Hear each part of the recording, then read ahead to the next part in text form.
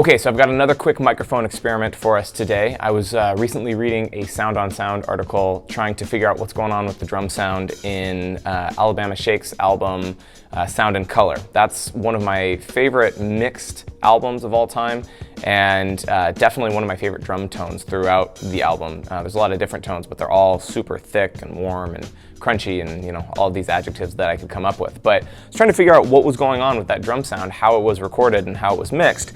And one thing it said in the article is that they used an RCA 44, I believe, ribbon microphone, and they were using it in the worst WRST position, or the fat mic, or, you know, whatever you want to call it, this mic position where you put the mic kind of facing the snare just over the bass drum underneath the ride. And we've already done that on this channel with the Benny Greb mic trick that I was talking about, and talking about getting most or all of your drum sound from just that microphone. And that's what they were saying, is that they got most of that drum sound from that single microphone. So I figured, okay, I've got the Coles 4038s, I've got my own ribbon mic, I can do this too. So we're going back and checking out this one mic setup. I've got the Coles 4038 kind of positioned, hopefully as closely as possible to the way I can see it set up in the Sound on Sound photo.